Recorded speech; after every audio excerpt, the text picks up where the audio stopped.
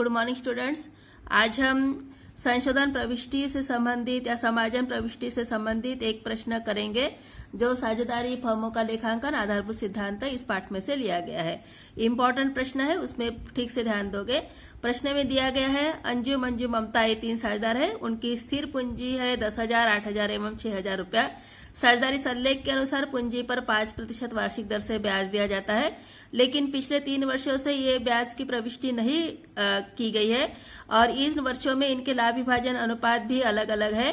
पहले वर्ष में 2004 में इनका अनुपात था 4:3:5, 2005 में था 3:2:1, 2006 में था 1:1:1 अर्थात समान। और नए वर्ष हेतु अर्थात 2007 हेतु आपको समायोजन प्रविष्टि करना है। तो 1 जनवरी 2007 को आप तीनों वर्षों में पूंजी पर ब्याज न देने की भूल का सुधार करने के लिए एक समायोजन प्रविष्टि या तो संशोधन प्रविष्टि दोगे। तो संशोधन प्रविष्टि देने के पहले आपको बनानी पड़ेगी समायोजन तालिका, जो किस प्रकार से बनेगी उस पर ध्यान दोगे। तो समायोजन तालिका करके हेडिंग लिख लोगे। टोटल 5 कॉलम बनाओगे। पहला कॉलम रहेगा विवरण, दूसरा कॉलम अंजू, तीसरा कॉलम मंजू, नेक्स्ट कॉलम ममता और आखिरी कॉलम योग। तो 3 साझेदार के 3 राशियों के कॉलम बनेंगे। आखिरी में योग वाला कॉलम या तो कुल करके लिख सकते हो और सबसे पहले विवरण का कॉलम। अभी यहाँ पे एक एक वर्ष पर विशेष ध्यान देते हुए आपको आगे बढ़ना है। तो सबसे पहले वर्ष 2004 सभी वर्ष की ये जो पूंजी है स्थायी पूंजी है, स्थिर पूंजी है। पूंजी स्थिर होने के कारण आपको पूंजी पर ब्याज स्थायी पूंजी पर ही निकालना है। तो पूंजी पर ब्याज जो 5% देय था उस रकम को निकाल लोगे। तीनों की पूंजी 10,000, 8,000, 6,000 है। 10,000 का 5% 500 रुपया अंजू के लिए, 8,000 का 5% 400 रुपया मंजू के लिए, 6,000 का 5% 300 रुपया ममता के लिए। इस प्रकार से अंजू, मंजू, ममता इनके कॉलम में पूंजी पर ब्याज जो देय था अर्थात पूंजी पर ब्याज क्रेडिट होना चाहिए था 500 रुपया, 400 रुपया, 300 रुपया अर्थात टोटल 1,200 रुपये का पूंजी पर ब्याज क्रेडिट होना चाहिए था वर्ष 2004 में। परंतु पूंजी पर ब्याज न देने के कारण लाभ के रूप में जो राशि विभाजित हो चुकी है वह 4:3:5 के अनुपात में विभाजित हो गई है। अंजू को मिल चुकी है 400 रुपये की रकम, मंजू को मिल गई है 300 रुपये की रकम, ममता को मिल गई है 500 रुपये की रकम। तो इस प्रकार से 1,200 रुपये का विभाजन हो चुका है पूंजी पर ब्याज न देने की प्रविष्टि की भूल के कारण। और इसी कारण से जो अंतर की अमाउंट है, अंजू के लिए 100 रुपया अंतर है, मंजू के लिए भी 100 रुपया अंतर है, ममता के लिए 200 रुपया अंतर है। परंतु ये जो अंतर है, अंजू को 500 रुपये मिलना चाहिए था परंतु मिल चुका है 400 अर्थात 100 रुपया अंजू के खाते में क्रेडिट करना पड़ेगा। मंजू के लिए 400 रुपया मिलना चाहिए था, 300 रुपया मिल गया, इसलिए मंजू के लिए भी 100 रुपया क्रेडिट करना है। ममता के लिए 300 रुपया मिलना चाहिए था, 500 रुपया मिल चुका है, इसलिए 200 रुपया डेबिट करना पड़ेगा। ये हो गया वर्ष 2004 का। अलग अलग वर्षों के लिए समायोजन प्रविष्टि नहीं करोगे, तीनों वर्षों का एक साथ अंतर का फिर तुलना करोगे और उसके बाद ही आपको समायोजन प्रविष्टि करनी है चौथे वर्ष के प्रारंभ में। तो ये 2004 के लिए आपने अंतर की अमाउंट निकाल लिए। उसके बाद वर्ष 2005 में पहुंचते हैं।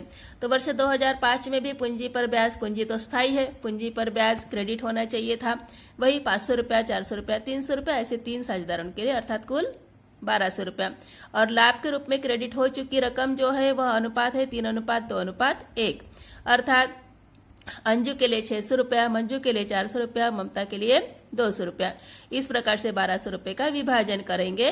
तो अंजू के लिए अभी अंतर निकालते हैं। तो अंजू को 500 रुपया मिलना चाहिए था दूसरे वर्ष में परंतु मिल गया है 600 रुपया, इसलिए 100 रुपया डेबिट लिखना पड़ेगा।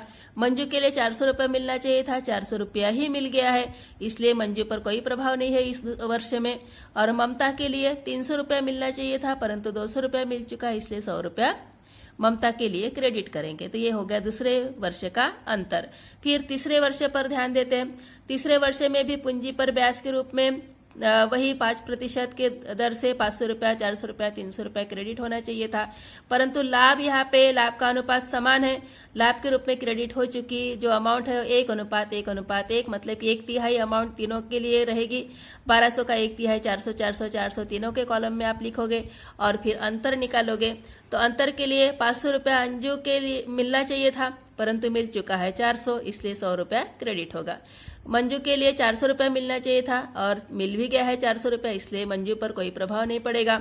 ममता को 300 रुपया मिलना चाहिए था परंतु 400 मिल गया है, इसलिए 100 रुपया डेबिट करना पड़ेगा। तो इस प्रकार से ये तीनों वर्षों में कितनी अमाउंट डेबिट होगी या क्रेडिट होगी उस पर आपने ध्यान दे दिया है। अभी आपको सिर्फ अंतर वाले कॉलम पर ध्यान देना है और आखिरी वाली अमाउंट को आपको निकालना है, अर्थात कुल समायोजित जो रकम है या तो कुल समायोजित अंतर है उस पर ध्यान दोगे।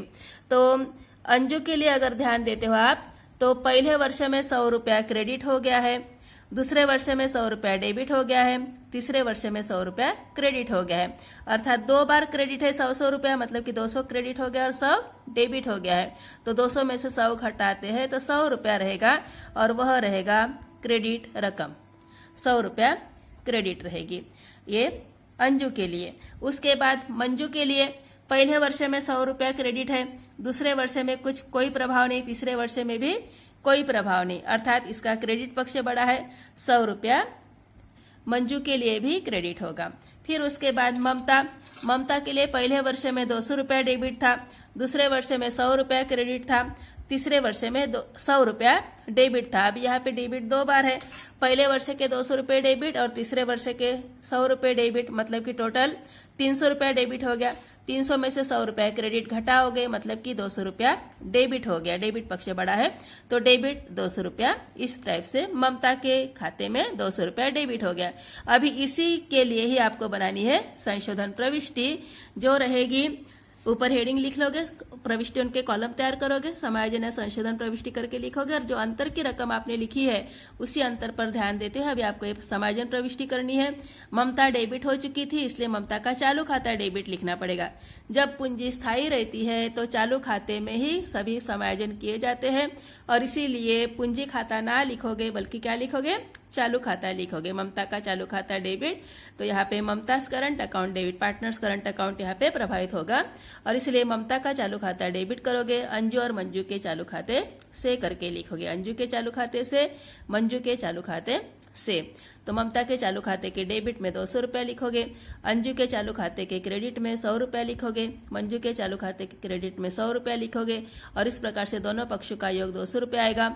और स्पष्टीकरण में आपको 3 वर्षों तक पूंजी पर ब्याज की प्रविष्टि न करने की भूल का संशोधन करने हेतु करके लिखना पड़ेगा और यह प्रविष्टि इसकी तिथि डालनी पड़ेगी 1 जनवरी 2007।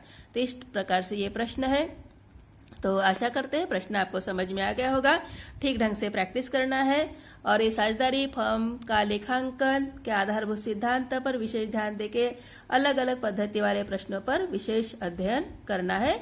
जितनी अच्छी प्रैक्टिस करोगे उतना ही अच्छा रहेगा, क्योंकि प्रैक्टिस से ही मनुष्य परफेक्ट होता है। Practice makes a man perfect.